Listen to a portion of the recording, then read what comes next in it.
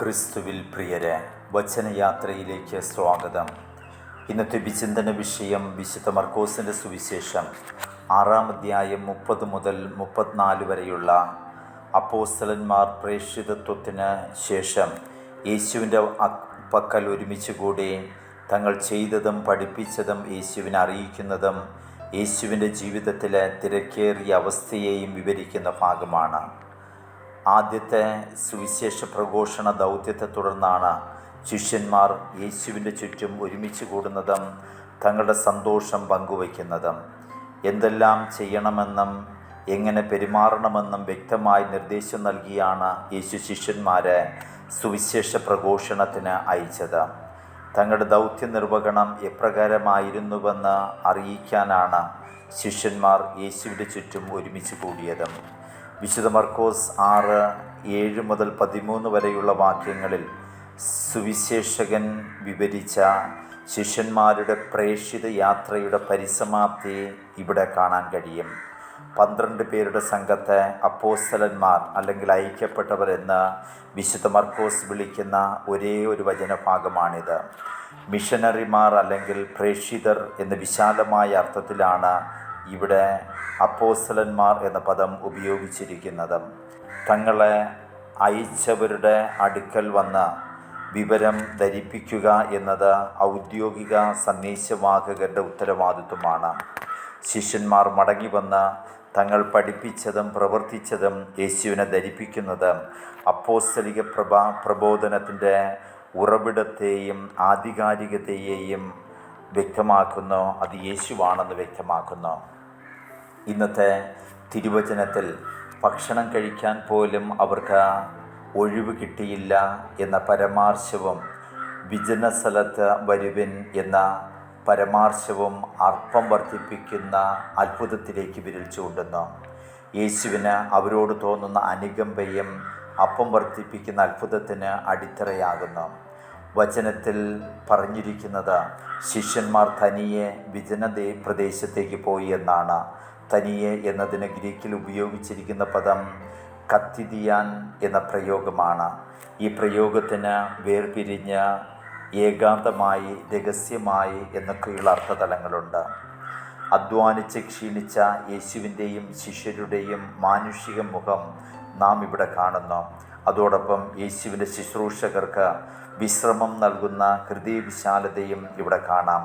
മറ്റുള്ളവരുടെ ആവശ്യങ്ങളും അവകാശങ്ങളും പരിഗണിക്കുമ്പോൾ വിശ്രമിക്കുവാനുള്ള ശിഷ്യരുടെ അവകാശവും വിശ്രമത്തിൻ്റെ ആവശ്യകതയും ഇവിടെ സൂചിപ്പിക്കുന്നു.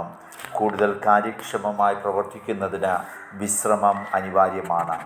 യേശുവും ശിഷ്യരും ഏത് കടവിലേക്കാണ് പോയതെന്ന് കരയിൽ നിന്നവർ മനസ്സിലാക്കി.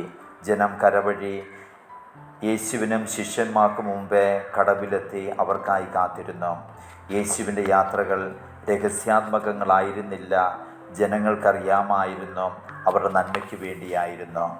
യേശുവിൻ്റെ മാനുഷിക ഗുണങ്ങൾ ഇവിടെ വീണ്ടും തെളിയുകയാണ്. വിശ്രമമില്ലാതെ പരാതികളില്ലാതെ ജനങ്ങളുടെ രക്ഷയ്ക്കും മോചനത്തിനുമായി പ്രവർത്തിക്കുന്ന യേശുവിന് ജനക്കൂട്ടത്തോട് അനുകമ്പ തോന്നുന്നു. അവരോട് ആർദ്രത കാട്ടുന്നു. ജനത്തിൻ്റെ ആവശ്യത്തിന് മുമ്പിൽ യേശു അനുകമ്പാതനാകുന്നു. കാരണം അവർ ഇടയനില്ലാത്ത ആടുകളെ പോലെയായിരുന്നു.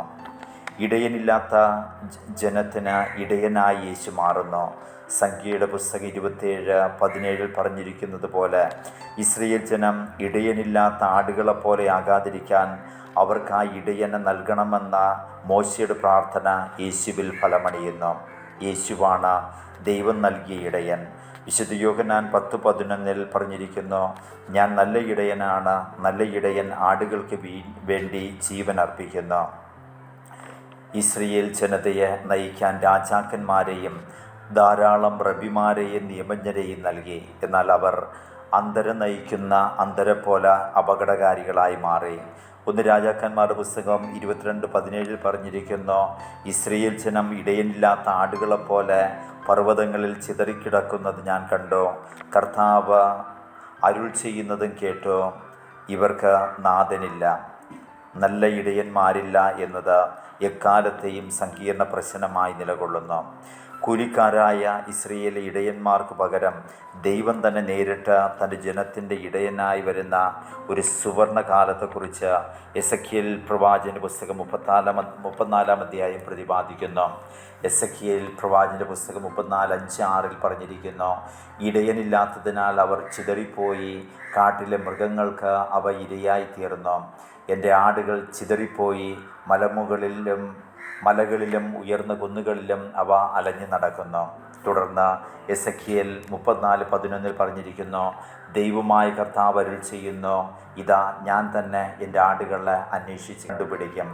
പഴയ നിയമത്തിൽ യാഹ്വേയ്ക്ക് ജനത്തിന് മേലുണ്ടായിരുന്ന ഇടയസ്ഥാനം ഇന്നത്തെ വചനത്തിൽ യേശു ഏറ്റെടുക്കുന്നു. വാഗ്ദാനം ചെയ്യപ്പെട്ട ക്രിസ്തുവാണ് നല്ല ഇടയനായ യേശു തൻ്റെ ഇടയ ദൗത്യം നിർവഹിക്കുന്നത് ജനത്തെ പഠിപ്പിച്ചുകൊണ്ടാണ്. ജനം ആഗ്രഹിച്ചത് രോഗശാന്തിയാണെങ്കിലും യേശു തൻ്റെ ഇടയ ദൗത്യം പ്രഥമമായി നിർവഹിക്കുന്നത് പഠിപ്പിച്ചുകൊണ്ടാണ്. അതിൻ്റെ അനുകമ്പാതരമായ ഭാവമാണ് രോഗശാന്തിയിലും മറ്റത്ഭുതങ്ങളിലും അപ്പം വർദ്ധിപ്പിക്കുന്നതിലും പ്രകടമാകുന്നത്. ഈ അർത്ഥത്തിലാണ് ഇടയനില്ലാത്ത ആടുകളോട് യേശുവിന് തോന്നിയ അനുകമ്പയെ മനസ്സിലാക്കാൻ കഴിയുന്നത്. ഇന്നത്തെ വചനം നൽകുന്ന സന്ദേശം, ദൈവരാജ്യ പ്രഘോഷകർ യേശുവിനെയും അപ്പോസ്തലന്മാരെയും പോലെ വിശ്രമമില്ലാതെ അധ്വാനിക്കുന്നവരാകണം. യേശുവിൻ്റെ മുന്നിൽ തങ്ങളുടെ സന്തോഷവും പ്രതിസന്ധികളും പങ്കുവയ്ക്കണം. യേശുവിനെ പോലെ ജനങ്ങളുടെ ആവശ്യങ്ങളോട് അനുകമ്പയുള്ളവരാകണം. നല്ല ഇടയന്മാരായി വർത്തിക്കണം. ദൈവം നമ്മെ അനുഗ്രഹിക്കട്ടെ.